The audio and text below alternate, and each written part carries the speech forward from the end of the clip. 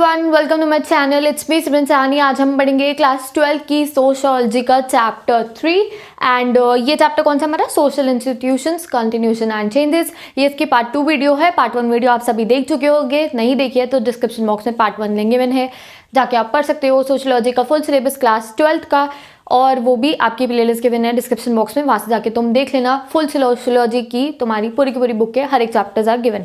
अब सेकेंडली बात की जाए नोट्स की, क्वेश्चन आंसर की सोशियोलॉजी की, तो इंस्टाग्राम आईडी मेरी गिवन है, नीचे डिस्क्रिप्शन बॉक्स में लिंक गिवन है। इंस्टाग्राम पे जाओ और सारे नोट्स ले लो सोशियोलॉजी के, पॉलिटिकल के, इको के, हिस्ट्री के, हर एक चैप्टर के। ओके, तो स्टार्ट करेंगे अपना चैप्टर। सेकंड पार्ट वीडियो है ये। हमें ट्राइबल कम्युनिटी से स्टार्ट करना है, तो यहाँ पे हम डिटेल में डिस्कस करेंगे इंडिया की ट्राइबल कम्युनिटीज़ के बारे में। ट्राइबल कम्युनिटीज़ की टोटल पॉपुलेशन है 8.2%। ट्राइबल कम्युनिटीज़ को प्यार से बोला जाता है जनजातीज, आदिवासीज, वनजातीज, हरिजन्स। They are basically the first inhabitants of our earth, यानी कि वो हमारे अर्थ पे बहुत सालों से रहते हैं, फर्स्ट इनहेबिटेंट है वो हमारे अर्थ की। Now they have a very special feature that is their society is egalitarian. बहुत मुश्किल लगता है आपको बुक में ये चैप्टर, तो बुक में ऐसा भयंकर शब्दों में वो चैप्टर लिखा हुआ नहीं आता समझ में। आई ऑल्सो नो दैट, तो कोई बात नहीं, this chapter will be a piece of cake for you जब आप ये वीडियो पूरी देख लोगे। And don't forget to share this video with all your classmate, ठीक है।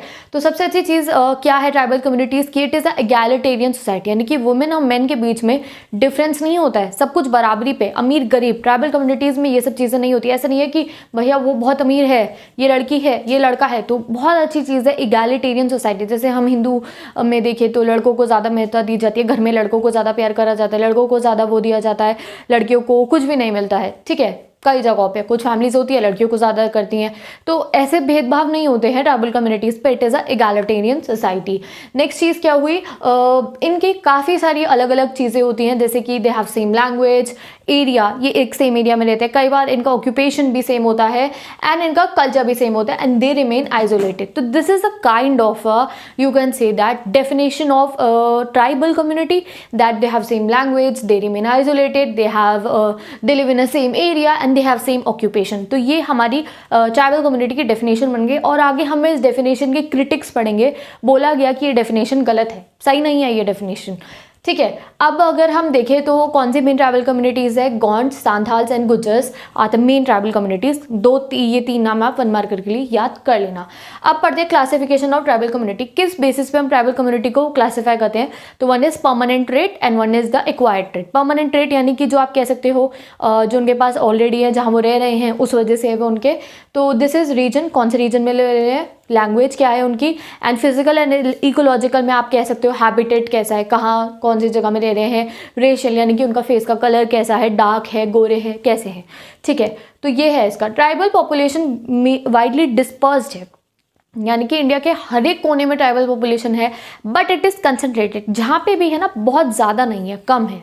वाइडली डिस्पर्स्ड प्लस कंसनट्रेटेड, ठीक है। तो 85% है मिडिल इंडिया के अंदर, यानी कि गुजरात में, राजस्थान में, वेस्ट बंगाल, ओडिशा, MP, झारखंड एंड छत्तीसगढ़, महाराष्ट्र, आंध्र प्रदेश। तो 85% तो यहाँ पे कंसंट्रेटेड है एंड 11% है नॉर्थ ईस्ट स्टेट्स के अंदर, वो हमारी नॉर्थ ईस्ट सिस्टर्स जो है ना वो, और 3% है रेस्ट ऑफ द इंडिया में। तो यहाँ आप देख सकते हो कि it is concentrated and disperse population. यहाँ पे आपका 2 मार्क का क्वेश्चन आ सकता है, describe about the feature of the tribal population, how they are distributed. तो ये आपको लर्न करना है, ठीक है। अब अगर इनके हम परमानेंट ट्रेट्स की बात करें, तो लैंग्वेज की बात करें तो ज्योग्राफी के बच्चों को पता होगा 4 मेन लैंग्वेजेस हैं यहाँ पे, Indo Aryan, Dravidian, Austric and Tibeto Burman. Indo Aryan होते हैं हमारे जो नॉर्थ इंडिया के लोग रह रहे होते हैं, पंजाबी, हिंदी, संस्कृत बोलने वाले। द्रविडियन देखें तो डेक्कन प्लेट्यू में अगर आप जाओ, जो आपकी डेक्कन की लैंग्वेजेस हैंगी वो हो गई। 1% है इंडो आर्यन, 3% है द्रविडियन। अगर ऑस्ट्रिक का देखें तो ये सदर्न इंडिया में भी है एंड नॉर्थ पार्ट्स में भी कुछ जगहों पर है एंड नॉर्थ ईस्ट पार्ट में भी है। मुंडा लैंग्वेज होती है किसकी, that is spoken in Mirzapur also, ठीक है। तो ये मैंने कहीं नेट पे पढ़ के आपको बतायागा। तो ऑस्ट्रिक लैंग्वेज आपको याद रखनी है। Next is the Tibeto Burman. Tibeto Burman यानी कि जम्मू कश्मीर, हिमाचल वाली साइड आप चले जाओ, जो भाषा वहाँ की होगी, लद्दाख की होगी, दैट इज तिब्बतो बर्मन, यानी कि तिब्बत से लेके नीचे साउथ में बर्मा, वहाँ तक की हमारी लैंग्वेज है। ओके, तो यहाँ ऑलमोस्ट इसकी परसेंटेज कितनी है, 80% है। तो ये आपको ऊपर ऊपर से लर्न करना, बहुत डीप जाके मत लर्न करना कहाँ पे कौन सी भाषा बोली जाती है। फिजिकल एंड रेशियल फीचर्स अगर हम देखें तो 4-5 में डिवाइडेड है, नेग्रिटो, ऑस्ट्रेलाइट, मोंगोलाइट एंड आर्यंस। ठीक है, आर्यंस होते हैं जिनका कलर फेयर होता है, फेयर कलर वाली होते हैं मोस्टली, ये कहा जाता है। और जो अगर हम डेक्कन प्लेटू के लोगों की बात करें, इट्स डार्क। एंड अगर हम तमिलनाडु एंड और श्रीलंका वाले रीजन की बात करें तो इट्स वेरी डार्क। एंड अगर मोंगोलाइड एरिया के लोगों की बात की जाए तो दे हैव स्मॉल आइज। ठीक है, तो ये इनके एक टाइप के फिजिकल फीचर्स होते हैं। अब अगर बात की जाए साइज़ की तो दे have a very big size tribal communities also and small size also. तो बिग में आपकी गॉन्ड्स, भिल्स, सांथाल्स, ओरियंस, मिनास, बोडोज एंड मुंडास। ठीक है, ये आपकी मेन साइज में मैटर अगर हम देखें तो बड़ी बड़ी ये कम्युनिटीज़ हैं। अब आपको मेन चीज़ ये ध्यान रखनी है, इनका हैबिटेट भी कंसिडर करना होता है। हैबिटेट में मतलब कि ये लोग प्लेन्स में रह रहे हैं, ये लोग पहाड़ों पे रह रहे हैं, ये लोग कोस्टल एरिया में रह रहे हैं, या फिर ये लोग इंडस्ट्रियलाइजेशन एरिया में रह रहे हैं, इनकी एक शहर में रह रहे हैं जहाँ पे इंडस्ट्री लगी हुई है, कहाँ पे ये लोग रह रहे हैं। एंड अगर लास्ट सेंसस देखा जाए 2011 का, तो there are 8.6% of tribal population in our country. अगर टेक्निकली देखा जाए तो 1104 million tribal people are there in India. तो यहाँ आपका परमानेंट ट्रेड पे एग्जाम में क्वेश्चन आ सकता है, तो ये आपको फुल ऑन इंस्टाग्राम नोट्स में मिल जाएगा और यहाँ पे भी आप इन्हीं को एक्सटेंड करके लिख सकते हो। अब आते हैं हम एक्वायर्ड ट्रेड पे। एक्वायर्ड ट्रेड मतलब जो उन्होंने खुद एक्वायर करा। One is the mode of livelihood, यानी कि वो क्या ऑक्यूपेशन करके वो अपना घर कैसे चला रहे हैं।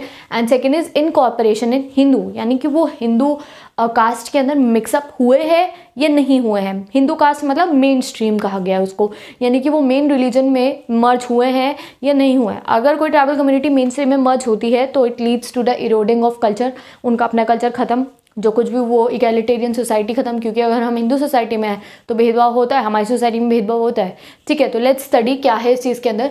मोड ऑफ लाइवलीहुड में देखिए तो डिफरेंट मोड ऑफ लाइवलीहुड्स हैं हर एक ट्राइबल कम्युनिटी के अंदर। Fisherman, food gathers, hunters, shifting cultivators, peasant, plantation workers, industrial workers, different areas में ट्राइबल लोग जो हैं वो जाके वहाँ पे वो काम कर रहे हैं।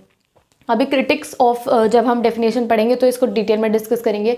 और सेकेंड हम क्या देखते हैं कि ये हिंदू मेन स्ट्रीम में मर्ज हुए हैं या नहीं हुए हैं, और हिंदू मेन स्ट्रीम में मर्ज होने के बाद इनका स्टेटस हाई होता है या लो रहता है। Let's study about this. ठीक है, अब अगर इंटीग्रेशन ऑफ मेन स्ट्रीम की बात की जाए, यानी कि ट्राइबल कम्युनिटीज़ का अपना धर्म बदल के हिंदू में आने की बात की जाए, तो ट्राइबल पॉइंट ऑफ व्यू को देखें, यानी कि एक ट्राइबल कम्युनिटी का इंसान क्यों मेन स्ट्रीम में जाना चाहता है। तो first thing is want to be the part of a bigger stream, उन्हें एक बड़े कम्युनिटी का हिस्सा बनना है और they want a higher status. हिंदुओं की आप कह सकते हो, अगर वो हिंदू में जा रहे हैं या वो जिस भी किसी और एक बेटर रिलीजन में जाना चाह रहे हैं अपनी ट्राइबल कम्युनिटी को छोड़ के, तो दे कैन से दैट उनका स्टेटस हायर हो जाएगा। प्लीज़ मेरे किसी वर्ड को ये मत सोचना मैं अपनी तरफ से बोल रही हूँ, it's only according to the book, और मैं ऐसी लैंग्वेज में तुम्हें बता रही हूँ कि ईजिली तुम्हें समझ में आए। अगर मैं बुकिश वर्ड बोलूँगी तो वो बुक में पढ़ के भी आप लोग समझ सकते थे, तो बहुत ईजी करके बता रही हूँ। वॉन्ट टू बी पार्ट मतलब क्या है कि अगर वो किसी रिलीजन में जा रहे हैं, इधर हिंदू, इधर मुस्लिम और इधर क्रिश्चियन, तो उनको स्टेटस थोड़ा हाई मिल जाएगा। सेकंड क्या है, अपॉर्चुनिटी। जितने अच्छे रिलीजन में वो जाएंगे, जितने अच्छे कास्ट सिस्टम में वो एंटर करेंगे, they are thinking that they will get the opportunity. As we know that एससीज एंड एसटीज को भी अपॉर्चुनिटी मिलती है, तो that means they have to enter that area so that they could get the opportunity of reservation of anything, job में कहो या फिर आप एजुकेशन सिस्टम में इन्हें अपॉर्चुनिटी मिल पाए। बट प्लस काफ़ी सारे ट्राइबल लोग ऐसे भी हैं, those who do not want to lose their identity. उन्हें अपनी आइडेंटिटी नहीं खोनी है ट्राइबल कम्युनिटी वाली, they want to be the member of their tribe also, and उन्हें अपना आइसोलेटेड कल्चर भी नहीं खोना है। जो उनका एक अलग सा ही कल्चर है, जो उनकी अपना लैंग्वेज है, अलग फूड प्रैक्टिस है, उनको भी वो लोग नहीं खोना चाहते हैं। तो ये ट्राइबल व्यू है। अब अगर नॉन ट्राइबल व्यू का देखा जाए तो वो लोग कहते हैं कि जो कोई भी ट्राइबल कम्युनिटी का मेन स्ट्रीम में मर्ज हो जाता है तो वो ट्राइबल एलाइट बन जाते हैं, यानी कि वो अपनी कम्युनिटी में ही एक बड़े लोग बन जाते हैं, उनका स्टेटस अपलिफ्ट हो जाता है, उन्हें एजुकेशन मिलती है, तो they are treated well. But at the same time they think that जो ट्राइबल एलाइट बन गया है उसको बाकी लोगों को अपलिफ्टमेंट के लिए वर्क करना चाहिए, एंड नॉन ट्राइबल व्यू ये है कि जो स्किल ट्राइबल है उनकी इज्जत की जाती है, यानी कि tribal people those are skill, जो जाके फैक्ट्री में काम कर सकते, जो प्लांटेशन वर्कर में काम कर सकते हैं, जो सब काम कर सकते हैं, they are respected, but unskilled tribal workers are not respected. तो यहाँ पे कास्ट और ट्राइबल का एक डिफ्रेंसिएशन दे रखा है, वो आप पढ़ना, आप वो उसको क्वेश्चन आंसर्स में अपने प्रिपेयर कर लेना, what is the difference between caste and tribal. ज़्यादा मत जाना है इस टॉपिक के डीप में। अब आते हैं क्रिटिसिज्म ऑफ द डेफिनेशन। इस ट्राइबल पॉपुलेशन की डेफिनेशन को बहुत क्रिटिसाइज किया गया। क्यों करा गया? पहले बोला गया ये आइसोलेटेड है, we are saying we said that they are isolated, but ये लोग प्लांटेशन वर्कर में काम कर रहे हैं, ये लोग फैक्ट्रीज में जाके काम कर रहे हैं, ये लोग और कहाँ काम कर रहे हैं, फिशरमैन बन के काम कर रहे हैं, तो हाउ कैन वी से दे आर आइसोलेटेड। ठीक है, और क्या बोला गया है कि आइसोलेटेड रहने का मतलब क्या, ये एक जगह में बंद रहते हैं। बट अगर इंडिया का ही देखो, गुजरात में भी है, राजस्थान में भी है, वेस्ट बंगाल में भी है, उड़ीसा में भी है, एमपी में भी है, नॉर्थ ईस्ट में भी है, रेस्ट ऑफ द इंडिया में भी है, हैबिटेट में प्लेन्स में भी है, ये कोस्टल एरिया में भी है, पहाड़ों पे भी है, तो हाउ कैन वी से दे रिमेन आइसोलेटेड। तो आइसोलेटेड नहीं है, ऐसा क्रिटिसिज्म ने बोला। ऑक्यूपेशन देखी जाए तो ये बोला गया हर एक ट्राइबल कम्युनिटी का सेम ऑक्यूपेशन है, food hunting and gathering, but नहीं, अभी यहाँ हमने देख लिया इनके इतनी सारी और ऑक्यूपेशन है। ट्राइबल कम्युनिटी जब हम सोचते हैं तो हमें वही दिखाई देता है कि ये पेड़ में से फूल तोड़ रहे होंगे और पेड़ में से फल तोड़ के इकट्ठे करके आग जला के खाना खा रहे होंगे, ऐसा नहीं है। They are fisherman also, they are hunters also, they are peasants also. तो ट्राइबल कम्युनिटी के लोग हर काम करते हैं। पॉपुलेशन देखी जाए तो इनकी पॉपुलेशन साइज भी ज़्यादा है। एंड एक एग्जांपल दे रखा है आपकी बुक में, they are Hindu fisherman also. ठीक है, तो ऐसा नहीं है कि ये मेनली आप कह सकते हो कि खाली they are only food hunters and gathers. तो बहुत क्रिटिसिज्म आया है इसकी डेफिनेशन को लेके। अब हमारा जो मेन पॉइंट हमें इसमें पढ़ना है, सोशियोलॉजिस्ट का व्यूज़। दो टाइप के सोशियोलॉजिस्ट हैं, मतलब डिबेट हुई आइसोलेशनिस्ट में और इंटीग्रेशनिस्ट में। आइसोलेशनिस्ट वाले कहते हैं कि जो हमारी ट्राइबल पॉपुलेशन है वो अपनी प्राइवेसी मेंटेन करे, उनको कोई एक्सप्लॉइट ना करे मनी लेंडर्स। अभी हम आगे पढ़ेंगे, देखो पहले tribal people were living their life very comfortably, और जब बड़े बड़े राजा महाराजा होते थे वो उनको मिलिट्री पर्पज़ के लिए, अपने मिलिट्री जब उन्हें अपनी ज़रूरत होती थी तो मध्य प्रदेश के, राजस्थान के जो बड़े बड़े राजपूत राजा हो गए, वो ट्राइबल कम्युनिटी के लोगों को आर्मी पर्पज़ के लिए अपने पास बुलाते थे। They were living very peacefully in India. But जब ब्रिटिशर्स आए और फॉरेस्ट लॉज लगे और उनसे उनका फॉरेस्ट ही छीन लिया गया, तब आनी दिक्कत शुरू हुई और फिर वो उन्होंने मनी लेंडर्स से मनी लेना शुरू करा, और यहाँ पे हमारे जो ट्राइबल कम्युनिटी है उसको प्रॉब्लम हुई। तो आइसोलेशनिस्ट वाले कहते हैं ट्राइबल कम्युनिटी को छोड़ दो, जो वो कर रही है उसे करने दो, प्राइवेसी दो, उसे एक्सप्लॉइट मत करो। एंड सेकेंडली जो मनी लेंडर्स है, जो ट्राइबल कम्युनिटीज़ को एक्सप्लॉइट करें, मनी लेंडर्स को बीच में से हटा दो। ठीक है, नेक्स्ट होते हैं हमारे इंटीग्रेशनिस्ट। उन्होंने क्या है कि उनको इंटीग्रेट कर लो अपने मेन स्ट्रीम के अंदर, यानी कि हिंदू रिलीजन में, मुस्लिम रिलीजन में, किसी भी मेन स्ट्रीम में एंटर करो और इनको एससीज एंड एसटीज़ का दर्जा दिया जाए, यानी कि इन्हें लो कास्ट का दर्जा दिया जाए, सो that they could get the opportunity, so that ये लोग अपॉर्चुनिटी ले पाए, रिजर्वेशन की, कोटास की, एजुकेशन फील्ड में, जॉब फील्ड में ये अपॉर्चुनिटी ले पाए। तो आई होप तुम्हें इतनी आसान लैंग्वेज में ये समझ में आ गया होगा। इंटीग्रेशनिस्ट कहते हैं इनको इंटीग्रेट करो सो that they could get the opportunity, and isolationist कहते हैं कि जो वो कर रहे हैं उन्हें करने दो, जस्ट दैट हमें उन्हें मनी लेंडर्स से बचाना है। तो यहाँ पे आपका half of the tribal complete हो गया है। अब बिग बिग ट्राइबल कम्युनिटीज़ के बारे में हमें बता रखा है कि गॉन्ड्स जो थे वो मध्य प्रदेश आर्मी में सर्व करते थे, और राजस्थान के बड़े बड़े राजपूत जो थे वो मिलिट्री पर्पज़ के लिए ट्राइबल कम्युनिटीज़ को अपने पास बुलाते थे। ठीक है, बट जो ये main stream attitude towards tribe है ये चेंज होना शुरू हुआ ब्रिटिशर्स के आने के बाद, जब उन्होंने फॉरेस्ट क्लियर करवा दिया। एज वी नो, हमने, अगर आपके पास हिस्ट्री है तो हमने उस चैप्टर में पढ़ा कि बंगाल में जो फॉरेस्ट एरिया में इतने मज़े में जो ट्राइबल कम्युनिटी रह रही थी उसको हटा दिया गया, उन्हें इंटीरियर्स ऑफ द हिल के अंदर जाके रहना पड़ा, सो दैट जो हो टू, हमने पढ़ा है ना, फ्रॉम हो टू प्लो, हो टू प्लो, हम उसका मतलब क्या है, पहले वो मज़े में अपने ज़िंदगी जी रहे थे, हो से जैसे एग्रीकल्चर फार्मिंग वो करना चाहते थे करते थे, तो उनको इंटीरियर्स ऑफ द हिल में जाना पड़ा ट्राइबल कम्युनिटी को स्टार्टिंग में, बिकॉज ब्रिटिशर्स ने उनसे उनका फॉरेस्ट छीन लिया। कुछ तो बच के छुप छिपा के चले गए और कुछ को ज़बरदस्ती फार्मर बनना पड़ा। ठीक है, तो उनका फ्रीडम छुट गया था उनके हाथ में से। तो सबसे ज़्यादा दिक्कत आई ब्रिटिशर्स के आने के बाद ट्राइबल कम्युनिटीज़ पे। और फिर मनी लेंडर्स जो थे उनको फाइनेंशियल प्रॉब्लम, वो मनी लेंडर से मनी लेते थे, उनके ऊपर हैवी इंटरेस्ट होता था। फिर माइनिंग शुरू हुई तो फिर से फॉरेस्ट क्लियर होगा, माइनिंग शुरू होगी तो ट्राइबल कम्युनिटी का तो घर खत्म, ट्राइबल कम्युनिटी कहाँ रहती है, फॉरेस्ट में ही तो रहती है। तो इस वजह से हमारी प्रॉब्लम आई, और जब फॉरेस्ट को रिजर्व कर दिया गया, फॉरेस्ट लॉज लगा दिए, कि फॉरेस्ट में से वो सामान नहीं लेके जा सकते हैं, उन्हें पैसा देना पड़ेगा तब वो फॉरेस्ट में एंटर कर सकते हैं। तो this ruined the status of the tribal community in India, Britishers mainly. अब नेशनल वर्सेस ट्राइबल डेवलपमेंट देखा जाए, अगर नेशन का डेवलपमेंट करना है तो ट्राइबल कम्युनिटी का नुकसान होगा ही होगा। फॉर एग्जाम्पल, हमने हाइड्रो इलेक्ट्रिसिटी डैम लगाया कि बिजली ना जाए, घर में 24 घंटे बिजली आए, ठीक है। तो उसके लिए हमने हाइड्रो इलेक्ट्रिसिटी डैम प्रोजेक्ट लगाया। डैम बनना है, डैम के फ़ायदे भी हैं, फ्लड नहीं आएगी, इलेक्ट्रिसिटी होगी, बट फ़ायदा एक वो चीज़ क्या है कि फॉरेस्ट क्लियर करना पड़ेगा। पेड़ काटोगे, फॉरेस्ट काटोगे, ट्राइबल कम्युनिटीज़ का घर खत्म करोगे, बात सारी ये है। और सेकेंडली, गवर्नमेंट जो है काम नहीं करती है रिहैबिलिटेशन में, ठीक है। आप फॉरेस्ट कम्युनिटी को हटा रहे हो so that you can make the dam, but still उनको रिहैबिलिट यानी कि उनको एक नया जगह दो जहाँ पे वो जाके सेटल हो पाए। यही इशू काफ़ी सालों से चलता आ रहा है। जब सरदार सरोवर डैम बना रिवर नर्मदा के ऊपर और पोलावरम डैम बना रिवर गोदावरी के ऊपर, तो वहाँ की जो ट्राइबल कम्युनिटीज़ थी वो अभी तक कोर्ट के धक्के खाती रहती थी, कुछ समय पहले तक भी, कि उनको एक अलग जगह तो दो, ठीक है। डैम बना is important, but they should get another separate place so that they could rehabilitate their life, जहाँ पे वो जाके फिर से रह पाए अपने नए घर बना के। तो this is the whole tribal वाला आपका पोर्शन। अब हम आएंगे अपने नेक्स्ट पोर्शन पे, family and kinship. And I hope तुम्हें इस इजी लैंग्वेज में ये समझ में आ गया होगा। अब स्टार्ट करते हैं ओके, तो अब स्टार्ट करते हैं फैमिली एंड किनशिप। तो फैमिली मतलब क्या होता है? Group of people related biologically और लीगली। ग्रुप ऑफ पीपल, एक इंसान नहीं, बहुत सारे लोग, उसी को तो हम फैमिली कहते हैं जब बहुत सारे लोग होते हैं।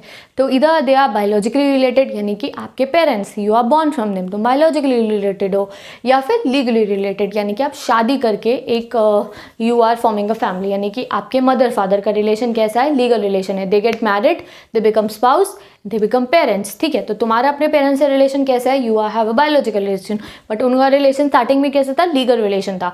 शादी करके भी फैमिली बनाई जाती है एंड बायोलॉजिकली रिप्रोड्यूस करके हमारी फैमिली बनती है, ठीक है। अब फैमिली के मेन फीचर्स क्या है? We have unity, we have sense of belongingness, we have togetherness, हमें सिक्योरिटी की फीलिंग आती है। घर में डर लगता है? नहीं, we are safe as houses, अपने मम्मी पापा और भैया और दीदी के साथ जहाँ पे भी हो, दादा दादी के साथ जहाँ पे भी हो, वो क्या है? हमारी फैमिली है, ठीक है। और क्या होता है? सैक्रिफाइस फीलिंग होती है फैमिली के अंदर। तो अपने भाई के लिए कुछ भी करने को तैयार हो गए, अपनी दीदी के लिए कुछ भी करने के लिए, मम्मी के लिए कुछ भी करने को तैयार हो गए। तुम ऐसा अपने बेस्ट फ्रेंड के लिए इतना नहीं करोगे जितना अपने सगे भाई के लिए करोगे, है ना।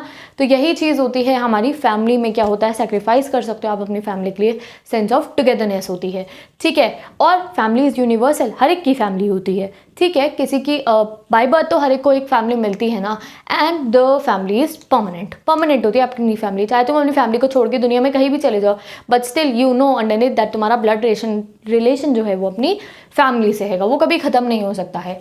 अब अगर हम देखें किनशिप, किनशिप क्या है? Person related. किनशिप आप एक सिंगल इंडिविजुअल को, जैसे हम कहते हैं किथ एंड किन, तो ये इस वर्ड में से निकला है। It is a more formal word, you can say that kinship a person related to other, एक इंसान दूसरे इंसान से रिलेटेड हो, इधर बायोलॉजिकली और लीगली। बायोलॉजिकली मतलब through parents and legally through marriage. This is the kinship. और फैमिली क्या है? Group of people. किनशिप क्या है? A person.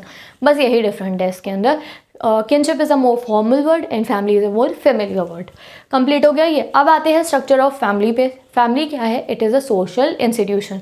फैमिली क्या है? फैमिली होती है, हम फैमिली में डील करते हैं विद अदर इंस्टीट्यूशंस। हमारी फैमिली है, हमारे पड़ोस वाले की फैमिली है, इसकी फैमिली, उसकी family, we all deal with each other. और फैमिलीज़ के टाइप होते हैं। न्यूक्लियर फैमिली होती है, कुछ जॉइंट फैमिली होती है। न्यूक्लियर फैमिली वो होती है जिसमें one set of parents, mummy papa बच्चे, ठीक है। और जॉइंट फैमिली वो होती है जिसमें टू सेट्स ऑफ पेरेंट्स भी हो सकते हैं, मम्मी पापा, चाचा चाची, ताऊ ताई और बच्चे और दादा दादी, ठीक है। तो न्यूक्लियर फैमिली में only one set of parents are there, और जो जॉइंट फैमिली है उसमें ज़्यादा सेट ऑफ पेरेंट्स होती है। ये हम बच्चों को बहुत आराम से पता है। नेक्स्ट चीज़ क्या होती है स्ट्रक्चर ऑफ फैमिली में? मेल और फीमेल। तो कुछ फैमिलीज़ होती हैं जो इंडिया में मेनली ना मेल वाली फैमिलीज़ ही होती हैं, बट पहले ज़माने में कई ऐसे एरियाज़ में होता था, अभी भी किसी एरियाज़ में होता होगा जहाँ फीमेल डोमिनेटेड फैमिली होती है। तो उनके टेक्निकल से नेम है, आज तो मैं यहाँ बहुत आसानी से पढ़ा रही हूँ, अपनी कॉपी में लिखो और ये हो जाएंगे तुम्हें लर्न बहुत अच्छे से। तो फर्स्ट इज मैट्री लोकल और सेकेंड इज पैट्री लोकल। मैट्री लोकल क्या होता है? जब न्यूली मैरिड कपल शादी होने के बाद लड़की के घर में रहे। अब तुम्हारे यहाँ ऐसा होता है? नहीं, जब तुम्हारी शादी होती है, अगर लड़कियों की शादी है तो वो लड़के के घर जाके रहेगी। तो क्या हुआ, ये मैट्रिलोकल नहीं हुआ। अगर ऐसा हो कि शादी हुई है और आप अपने ही घर में रह रहे हो, अपने हस्बैंड के साथ में, अपने मम्मी पापा के घर में एक लड़की रह रही है, तो उसे मैट्रिलोकल कहते हैं। और अगर लड़के के घर में जाके रहते हैं, जैसे आज के समय पे होता है, तुम्हारी दीदी की शादी होती है, वो लड़के के घर में जाके रहेंगी। कोई लड़की है, उसकी शादी हुई है, तो वो लड़के के पेरेंट्स के साथ जाके रहेगी, तो वो कौन सा होता है, पैट्रिलोकल। तो मैट्रिलोकल मतलब लड़की के घर में रहना, घर जमाई जिसे कहते हैं हम लोग, और पैट्रिलोकल क्या हो गया, बहू बन के दूसरे के घर में जाना। ठीक है, अब आता है मेट्रियार्की। मेट्रियार्की क्या होगा, फीमेल डोमिनेटेड सोसाइटी, जिसमें जो एक ऐसी सोसाइटी, ऐसा नहीं कि घर में मम्मी पापा को डांट रही हैं, वो डोमिनेंस नहीं, हर एक चीज़ के ऊपर कोई बिग डिसीजन लेना है तो वो फीमेल लेगी। और पेट्रियार्की मतलब क्या हुआ, मेल डोमिनेटेड, यानी कि all the decisions would be taken by our father, by the head of the family who is a man, who is a male member. जैसे कि हमारी फैमिली में होता है, जैसे फादर लेते हैं, जिनके फादर ना हो तो बड़े भैया लेते हैं, दादा लेते हैं, this kind of a family. अब अगर आ जाओ आप मैट्रिलिनियल एंड पेट्रिलिनियल। मैट्रिलिनियल, इसमें क्या होता है, जो प्रॉपर्टी है, सारा का सारा पैसा वो जाएगा लड़की के पास, फीमेल के पास, डॉटर, मदर, उनके पास जाएगा। एंड पेट्रियार्कल में क्या होता है, सारा का सारा पैसा, प्रॉपर्टी, वो किसका हक है, मेल का हक है। तो इंडिया में ये दोनों ही होता है, पेरेंट के ऊपर है कि वो अपनी बेटी को देना चाहिए, अपने बेटे को देना चाहिए। एक है आपका नियोलोकल। नियोलोकल में क्या होता है, जो शादीशुदा कपल है वो जाके अपना एक नया घर लेके सेटल हो जाता है, ना ही लड़की के मम्मी पापा के साथ रहते हैं, ना ही लड़के के मम्मी पापा के साथ रहते हैं। तो आजकल ये बहुत कॉमन है, जैसे जैसे सोसाइटी एडवांस हो रही है, बच्चे जॉब करते हैं और फिर वो अपना नया घर जाके बनाते हैं और वहाँ पे जाके रहते हैं without the parents of either girl और ईदर द बॉय।